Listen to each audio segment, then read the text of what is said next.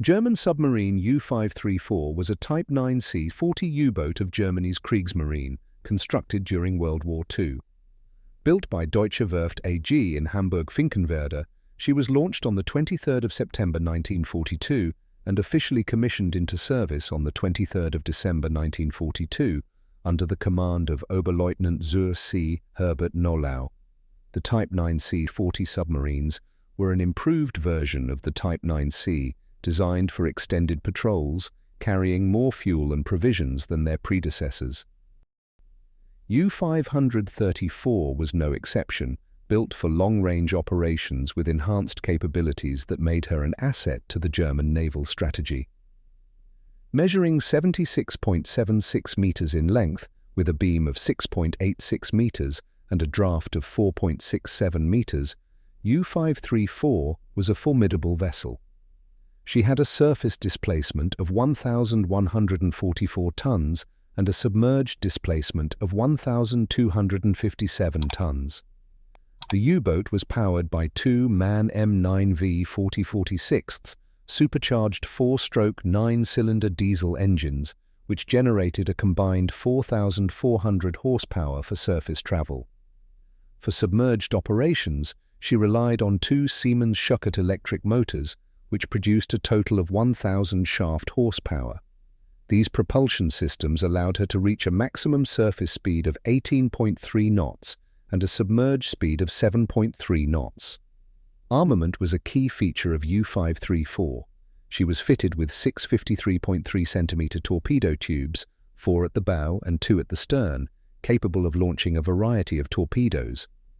Additionally, she carried a 10.5 centimeter SK-C-32 naval deck gun with 180 rounds, designed for engaging enemy ships and coastal targets. For anti-aircraft defense, she was equipped with a 3.7 centimeter SK-C-30 gun and a 20 mm C-30 autocannon, providing some level of protection against Allied aircraft.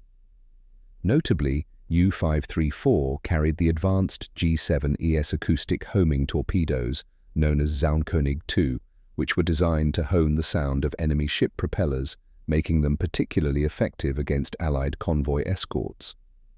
After commissioning, U-534 was assigned to the 4th U-boat flotilla, based in Stettin, for training and weapons testing. In June 1943, she transitioned to active service with the 2nd U-boat flotilla. Despite undertaking 3 patrols, she did not record any confirmed sinkings of Allied vessels. Her first operational patrol commenced on the 8th of May 1944, with orders to conduct weather reporting duties in the North Atlantic, off the coast of Greenland. During this mission, U-534 faced numerous challenges, including an oil leak that forced her to return to base for repairs. Severe weather conditions also hampered operations, making it difficult to fulfill her assigned duties. On the 11th of August 1944, she was attacked by an enemy aircraft, but managed to evade serious damage. 2 days later, while operating alongside U-857 and U-437, she engaged in combat with 2 Halifax bombers.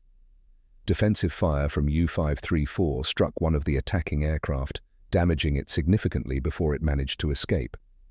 Following the completion of her first patrol, the U-534 underwent modifications, including the installation of a schnorchel, a retractable air intake that allowed submarines to operate their diesel engines while submerged, reducing their vulnerability to enemy aircraft. However, this addition proved troublesome. During her second patrol, which began on the 25th of August 1944, U-534's schnorchel malfunctioned, leading to a dangerous buildup of exhaust gases inside the submarine. This incapacitated several crew members, forcing the vessel to surface for fresh air. This exposure made her vulnerable to attack, and on the 27th of August, she was spotted by a British Wellington bomber from Nowon 172 Squadron RAF. U-534 engaged in a fierce anti-aircraft battle, managing to shoot down the attacking aircraft. She then continued her journey, eventually reaching Kiel on the 28th of October 1944, where she underwent extensive refitting. This refit kept her out of active service until May 1945. On the 5th of May 1945, as German forces in Denmark and northwestern Germany were ordered to surrender, U-534 received conflicting reports about the ceasefire. Rather than surrender, she continued her operations, possibly in an attempt to escape to a neutral country like Sweden. While navigating through the Kattegat Sea, U-534 was attacked by two British RAF Liberator bombers from 86 Squadron.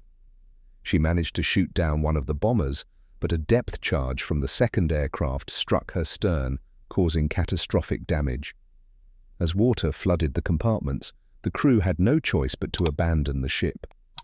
Of the 52 crew members, all initially escaped the sinking submarine, but 3 tragically perished, 1 due to lung damage during the rapid ascent and 2 from exposure while waiting for rescue. For decades, the wreck of U-534 remained on the seabed, largely forgotten. However, in 1986, Danish wreck hunter Age Jensen discovered her resting place. Speculation arose that she had been carrying treasure, possibly gold or valuable documents, leading Danish media millionaire Carsten Ree to finance an ambitious salvage operation. On the 23rd of August 1993, the Dutch salvage company Smit Tak successfully raised U-534 from the depths. Contrary to popular rumors, no treasure was found aboard, but the well-preserved state of the wreck provided valuable historical insights.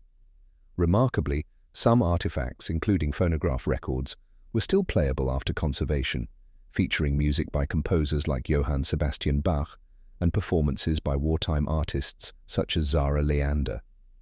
Following its recovery, U-534 was transported to Birkenhead, England in 1996, where it became part of the Warship Preservation Trust's collection.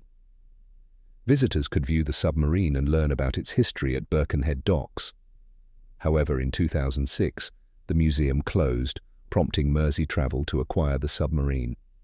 To facilitate transportation and public display, U-534 was cut into 5 sections and relocated to the Woodside Ferry Terminal.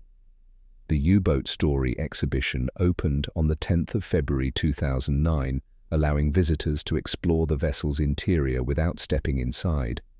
This innovative approach provided a unique perspective on life aboard a German U-boat during World War II. In 2020, the exhibition was closed, and in October 2021, ownership of U-534 was transferred to the heritage charity Big Heritage, operators of the Western Approaches Museum in Liverpool. Plans are now underway to develop a new visitor facility, with an anticipated opening in 2026. This effort aims to ensure that U-534 remains a key historical attraction, educating future generations about World War II naval warfare, the technological advancements of the era, and the human stories behind these formidable war machines. The saga of U-534 is one of endurance, mystery, and historical significance. From her wartime patrols to her dramatic sinking and eventual resurrection, she serves as a tangible link to the past, offering invaluable insights into the world of submarine warfare. As efforts continue to preserve her legacy, U-534 stands as a testament to the importance of remembering history, not only for the lessons it teaches, but for the stories of those who lived through these extraordinary events.